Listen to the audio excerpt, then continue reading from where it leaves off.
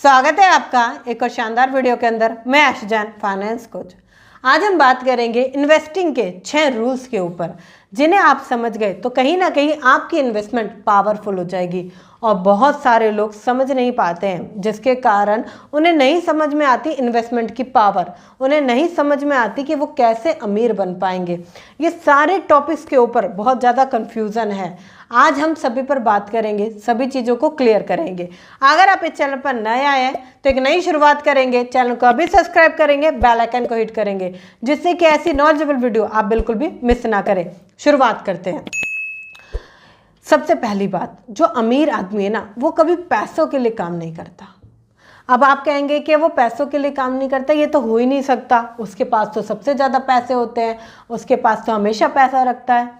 यही बात है कि वो पैसों के लिए कभी भी काम नहीं करता। वो काम करता है हमेशा एक नई चीज़ को खोजने के लिए, क्योंकि उसको पता है अगर वो खुद को खोजेगा या खुद के पैशन को खोजेगा या वो जो चाहता है वहाँ तक पहुँच जाएगा तो पैसा ऑटोमेटिकली आ जाएगा, क्योंकि पैसा हमेशा बाय प्रोडक्ट होता है। तो वो कभी भी काम पैसों के लिए नहीं करता। अगर आप इस चीज़ को समझने की कोशिश कीजिए कि बहुत सारे लोग पैसों के लिए काम करते हैं। एग्जाम्पल से स्टोरी से समझाती हूँ। सुरेश और रमेश दो बहुत अच्छे बेस्ट फ्रेंड रहते हैं। दोनों को ही गांव में एक बहुत अच्छा छोटा सा घर होता है, फैमिली होती है और सब कुछ सब सही चल रहा होता है। बट वहाँ पर कभी भी खाने के लिए पैसा नहीं होता, कमाने के लिए कोई काम नहीं होता। बाहर से एक कंपनी आती है जो कि वहाँ पर एक रिजॉर्ट बनाने का काम करती है, तो वो दोनों को ही जॉब पर रखती है। क्या होता है, रमेश हमेशा इन सारी चीज़ों को सोचता है कि चलो अच्छी बात है, मुझे जॉब मिल गई, मैं क्यों ना इस जॉब पे ज़्यादा से ज़्यादा काम करूं, बहुत मेहनत से काम करूं। वो थोड़ी सी चापलूसी करके अपनी तनख्वाह बढ़ा लेता है। ठीक है, थोड़ा सा और पाँव पाँव पढ़ करके बाबू साहब कर करके वो अपने बेटे की भी नौकरी लगवा देता है, अपनी वाइफ की भी वहाँ पे नौकरी लगा देता है। अभी तीनों जने काम कर रहे हैं। बट यहाँ पर जो सुरेश है वो अपोजिट है। वो कभी भी चापलूसी नहीं करता, वो जितनी सैलरी है उसी में ही सारी चीज़ों को गुजर करता है। ठीक है, बट यहाँ पर वो क्या करता है, वो देखने की कोशिश करता है कि रिजॉर्ट कैसे बन रहा है। वो पता करता है ये जो रिजॉर्ट बन रहा है ये बहुत बड़ी कंपनी की तरफ से बन रहा है, और ये कंपनी हर गांव में जा जाकर रिजॉर्ट बना रही है, वहाँ के एरिया को डेवलप कर रही है। और डेवलप होने के साथ साथ बहुत सारी चीज़ें और बन जाती हैं। वो क्या करता है कि रिजॉर्ट बनाने के लिए इनको इन फ्यूचर ज़मीन की ज़रूरत पड़ने वाली है, तो वो कुछ ज़मीन बाय कर लेता है अपने पास के गांव पे, जहाँ तक कि अभी रिजॉर्ट नहीं पहुँच पाया है।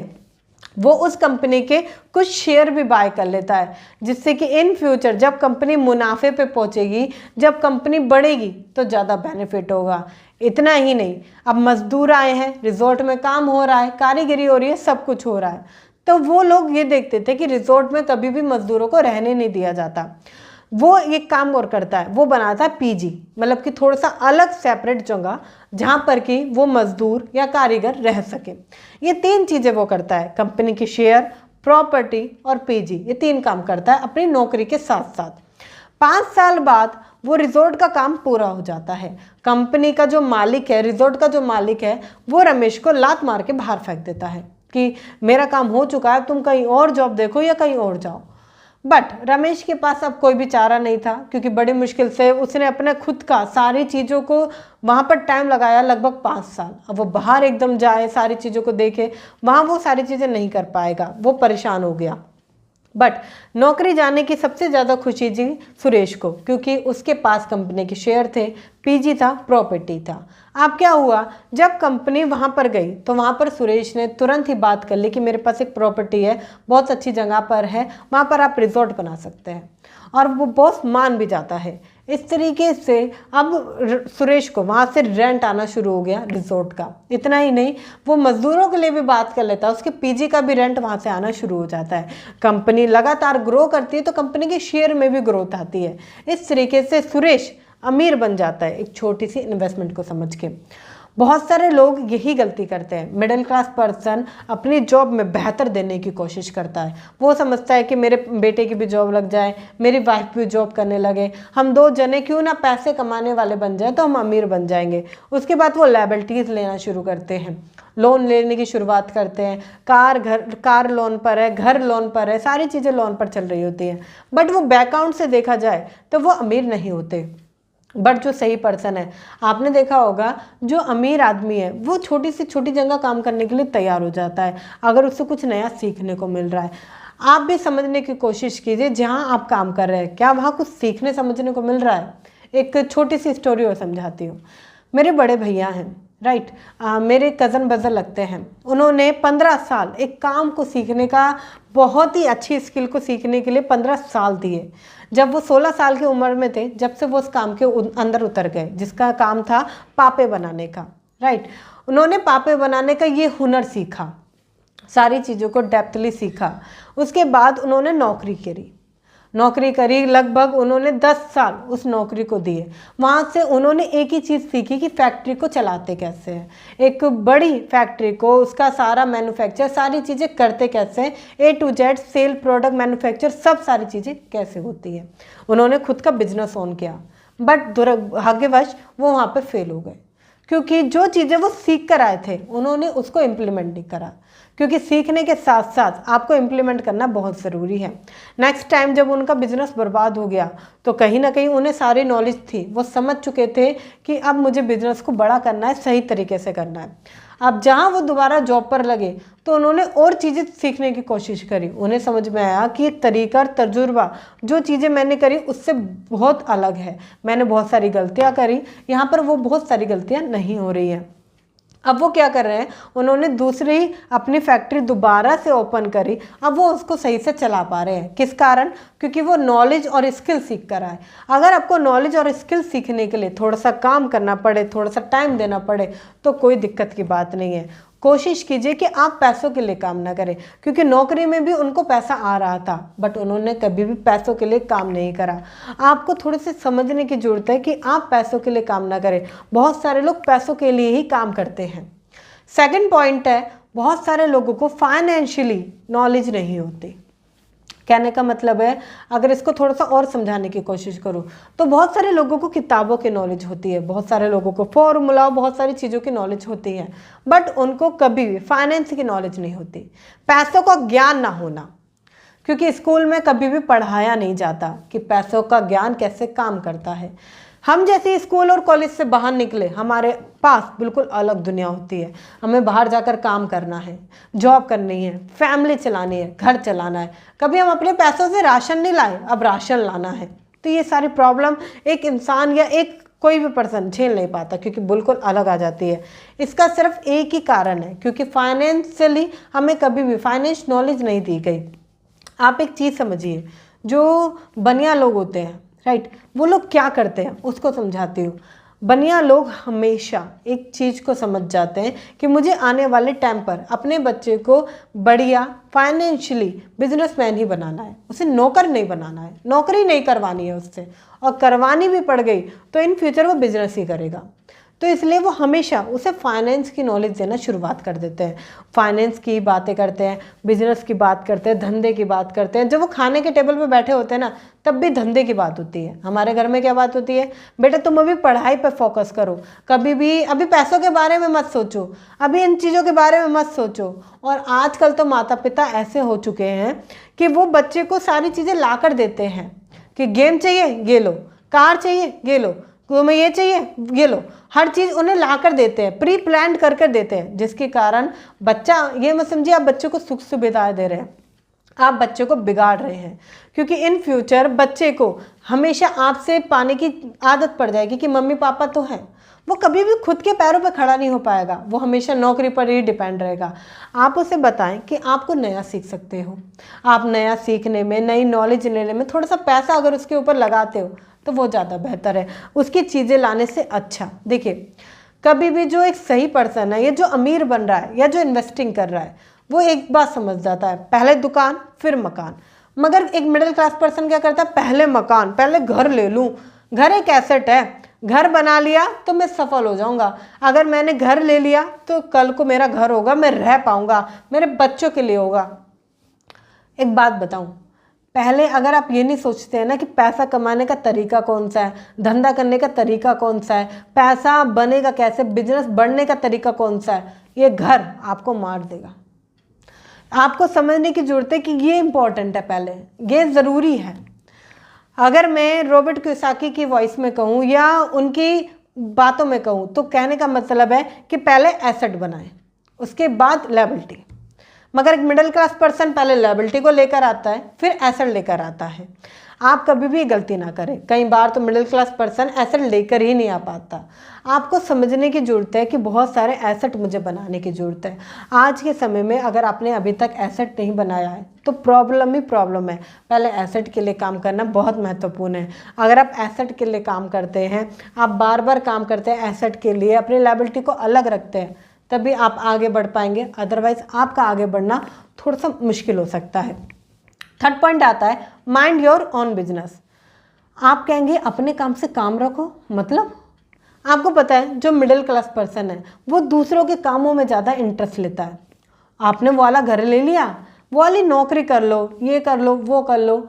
मैं एक छोटे से एग्जांपल से समझाना चाहूँगी। एक बार मैं जॉगिंग पर गई थी। मैं जहाँ पर रहती हूँ, मेरे फ्लैट के ऊपर एक अंकल रहते हैं। वो मुझसे मिलते हैं और बोलते हैं कि बेटा तुम्हें नौकरी करनी चाहिए, मेरी बेटी HR है, क्यों ना मैं तुम्हारी नौकरी लगवा दूँ, और बहुत अच्छी नौकरी तुम कर लोगे, उसकी जान पहचान अच्छी है, वो बहुत अच्छी जगह काम करती है, तुम 20 से 25 हज़ार रुपये ईजिली कमा जाओगे। मुझे सोचकर भी हंसी आई। क्योंकि उन्हें नहीं पता कि मैं किस काम के अंदर हूँ, उन्हें नहीं पता कि मैं अपने लिए क्या काम कर रही हूँ, उनको नहीं पता कि मेरे सपने क्या हैं। मेरे सपने नौकरी करना नहीं है, मेरे सपने वो सारी चीज़ें नहीं हैं जो वो देखते हैं कि मैं घर ले आऊँ रेंट पर रहूँ, या लोन पर ही सारी चीज़ों को करूँ, कार ले आऊँ लोन पर, इन सारे लोन पर ही सारी चीज़ें करती रहूँ। मेरे ऐसे सपने नहीं हैं। मैंने इस चीज़ को समझा कि बहुत सारे लोग अपने काम से काम नहीं रखते। उन्हें ज़रूर फ़र्क पड़ता है कि सामने वाला क्या कर रहा है। उन्हें एक अजीब सी खुजली सी होती है कि भाई क्यों ना मैं इसके काम में टांग अड़ाऊँ। हो सकता है आपकी फैमिली में बहुत सारे लोग हो, बेटा ITI कर लो, इसमें पैसा ही पैसा है, डॉक्टर ही कर लो। उनके शायद वो खुद भी डॉक्टर ना हो, बट वो ऐसी एक सलाह दे रहे हैं जिस सलाह का कोई मतलब नहीं है, क्योंकि हमारा इंटरेस्ट नहीं है, हमारी रुचि नहीं है। इसलिए कभी भी उस तरफ ना जाए, क्योंकि छोटे छोटे स्टेप है जिन्हें अपना करिए, जिन्हें चेंज कर आप लाइफ में बदल सकते हैं। एक मिडिल क्लास पर्सन है, वो क्या करता है, हमेशा अपने खर्चों के लिए पहले पैसे निकालता है। पहले रेंट को पे कर देगा, लोन पे कर देगा, सारी चीज़ें पहले कर देगा। सेविंग के लिए अगर कुछ बचा तो बचाएगा, अदरवाइज नहीं बचाएगा। अब इसमें एक गलती है, जो एक सही पर्सन है, जो इन्वेस्टिंग करते हैं, वो सबसे पहले अपने लिए पैसा बचाते हैं। जब तक आप खुद को पेमेंट देना नहीं समझोगे ना, तब तक आगे नहीं बढ़ पाओगे। ये बहुत बड़ा थंब रूल पॉइंट है कि आप खुद के लिए पे करना चालू कर दें। आप सबके लिए काम करते हैं, सभी के लिए, मम्मी के लिए, पापा के लिए, वाइफ के लिए, रेंट के लिए, लोन के लिए, सभी के लिए। खुद के लिए नहीं करते। आप खुद को पे करना चालू कर दें। अब क्या होगा, जब आप पहले सेविंग को अलग करेंगे और बाद में सारे खर्चे देंगे, तो आपके पास हमेशा सेविंग होगी, चाहे वो आपकी सैलरी का 20% हिस्सा क्यों ना हो। अगर अपनी सैलरी का आप 50-30-20 रूल से 20% हिस्सा बचाते हैं तो वो ज़्यादा बेहतर रहता है। अगर आप 10% भी बचाते हैं, कहने का मतलब है पहले बचाएं, बाद में खर्चा करें। एक स्टोरी से समझाती हूँ, रिलेट कर पाएंगे। प्रेम नाम के एक पर्सन होते हैं, वो गांव से आते हैं और यहाँ पर नौकरी करना स्टार्ट कर देते हैं। वो 10 साल अपनी नौकरी में लगाते हैं, बट हर साल पैसा बचाते हैं अपनी नौकरी से कुछ ना कुछ। एक समय ऐसा आता है जब उनका एक दोस्त मिलकर उनसे कहता है क्यों ना हम साथ में काम करें, हम बिजनेस करें। वो उसके साथ रेडी हो जाते हैं, चलो बिजनेस करते हैं। थोड़ा सा पैसा वो साथ में मिलकर लगाते हैं और काम करना शुरुआत कर देते हैं। बट कुछ टाइम बाद उसके दोस्त को लगता है, प्रेम के दोस्त को लगता है, ये तो मैं इसे पार्टनरशिप क्यों दूँ, ये तो ज़्यादा पैसे में से दे रहा हूँ, इतनी तो इसकी औकात ही नहीं है। उसके अंदर ईगो आ जाती है, दोनों के अंदर वो चीज़ें अलग हो जाती हैं। जो दुकान उन्होंने बनाई थी उस दुकान में पार्टनरशिप हो जाती है और उनका हिस्सा अलग अलग हो जाता है, जिसके कारण प्रेम अपने हिस्से को सेल करके अपना पैसा वापस निकाल लेता है। अब वो इस चीज़ को समझ जाता है कि अगर मैंने पार्टनरशिप में दोबारा कोई काम किया तो हो सकता है कि कोई प्रॉब्लम हो, मगर मैं अभी ऐसा नहीं करूँगा। अब मैं क्या करूँगा, वो खुद का एक डोसा प्लाजा ओपन करते हैं। आपने सुना भी होगा, बहुत सारे आउटलेट हैं आज के टाइम पर इनके।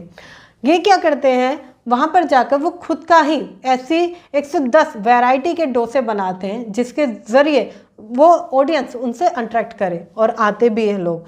अब आप कहेंगे कि बिजनेस खोलने के लिए उनके पास पैसा कहाँ से आया? जो उन्होंने 15 साल जॉब करी और वहाँ से कुछ ना कुछ सेल्फ को पे किया और थोड़ा बहुत जो उन्होंने अपने बिजनेस को सेल किया था, जहाँ पर पार्टनरशिप ब्रेक हुई थी, वहाँ से आपको समझने की जरूरत है। अगर वो खुद को पे ही नहीं करते, तो यहाँ तक पहुँचना उनके लिए असंभव हो जाता। आपको खुद के लिए पे करना पड़ेगा। अगर आप पे नहीं करोगे तो चीज़ों को अलग अलग करके आप समझ नहीं पाओगे। ये बहुत अहम पॉइंट होता है।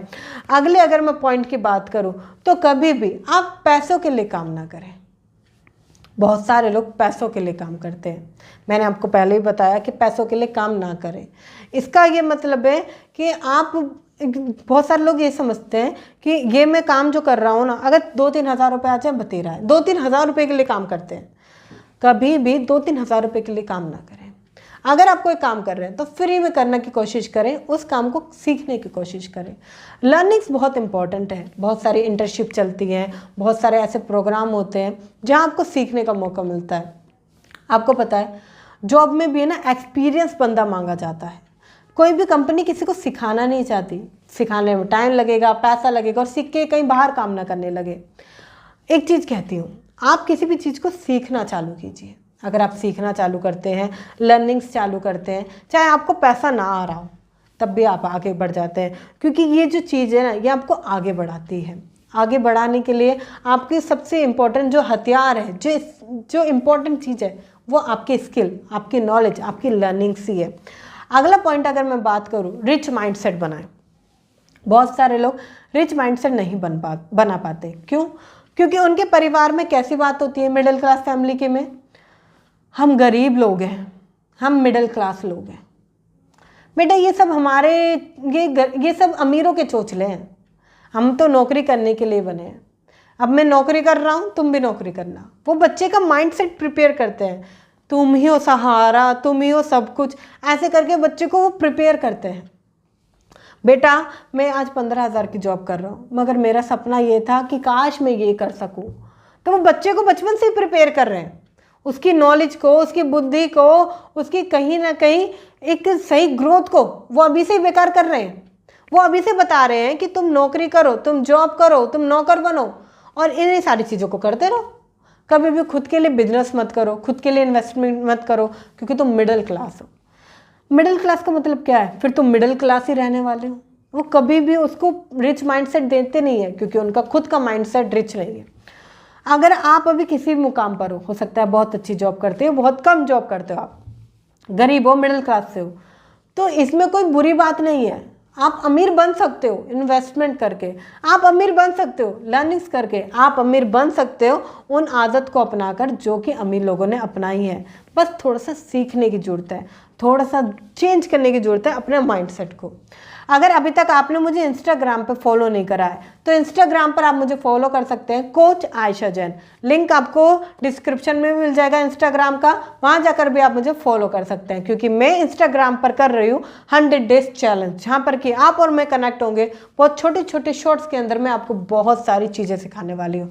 तो अभी तक अगर आपने फॉलो नहीं करा है इंस्टाग्राम पर तो जाकर फॉलो कर लीजिए, और यूट्यूब पर फॉलो नहीं करा है तो अभी ज़रूर सब्सक्राइब कर लीजिए। लास्ट पॉइंट है जो कि बहुत इंपॉर्टेंट है। बहुत सारे लोग ऑब्स्टिकल से डर जाते हैं, कठिनाइयों से, परेशानियों से डर जाते हैं। ये सबसे बड़ी परेशानी जो आती है, फियर। लोग क्या कहेंगे, लोग क्या कहेंगे, मम्मी क्या कहेगी, चाचा क्या कहेंगे, ताऊ क्या कहेंगे, मेरे दोस्त क्या कहेंगे, मेरे यार क्या कहेंगे, मेरे ये क्या कहेंगे, मेरे वो क्या कहेंगे। ये जो क्या कहेंगे जब आप ही सोच लेते हो तो फिर उनके लिए बचा ही क्या। कभी भी डरो मत। कभी भी अगर आपको लगता है कि मेरे आगे कोई परेशानी आने वाली है, मैं किसी चीज़ से डर रहा हूँ, डरो मत। इसी में एक पॉइंट आता है, बहुत सारे लोग लेजी हो जाते हैं। किसी काम को कर रहे हैं, वो काम बहुत अच्छा ऊपर तक उठ रहा है, मगर फिर सो जाएंगे, फिर उन्हें लगेगा कि नहीं नहीं नहीं नहीं नहीं। लेजीनेस मत अपनाइए। इसी में एक पॉइंट आता है बैड हैबिट। बहुत सारे लोगों की बैड हैबिट होती है, उस काम को करते रहेंगे, बुरे काम को, सही काम को समझेंगे नहीं, बहुत सारे सेशन देखेंगे, बहुत सारी चीज़ें देखेंगे, इम्प्लीमेंट करेंगे नहीं। इम्प्लीमेंट कीजिए, आदत डालिए, सीखने की कोशिश कीजिए, नई चीज़ों को सीखिए। सेल्फ डाउट लोगों को मारता है, डाउट में मत रहिए। ये 4 चीज़ें हैं, fear, bad habit, self doubt और आपका लेजीनेस। इन चारों को जब आप ओवरकम करते हैं, चारों ऑब्स्टिकल को जब आप कम करते हैं, तभी आप ऊपर बढ़ पाते हैं। इसलिए इनसे बाहर निकलने की कोशिश कीजिए, जितना हो सके सेल्फ डाउट को ख़त्म कीजिए। बहुत सारे लोगों को डाउट होता है, मैं ये कर पाऊंगा नहीं कर पाऊंगा, मैं बढ़ पाऊंगा नहीं बढ़ पाऊंगा। उन सारी चीज़ों से उठ के ऊपर उठेंगे तभी तो आप आगे बढ़ पाएंगे। अगर आपको ये वीडियो अच्छी लगी है तो फटाफट से लाइक कर दीजिए, और अगर आप चाहते हैं क्यों ना ये मैं शेयर करूं उन लोगों के साथ जो कि अमीर बनना चाहते हैं, जो इन्वेस्टमेंट की पावर को समझना चाहते हैं या जो सही तरीका समझना चाहते हैं, तो शेयर कर दीजिए जल्दी से जल्दी, क्योंकि आपका एक शेयर सामने वाले की लाइफ में बहुत कुछ बदल जाएगा। और मैं जानती हूँ कि आप शेयर ज़रूर करेंगे। अगर आप अभी न्यू आए हैं तो चैनल को अभी सब्सक्राइब कर लीजिए, बेल आइकन को हिट कर दीजिए, जिससे कि ऐसी नॉलेजेबल वीडियो आप बिल्कुल भी मिस ना करें। मिलते हैं फिर किसी शानदार टॉपिक के साथ, तब तक के लिए थैंक यू सो मच।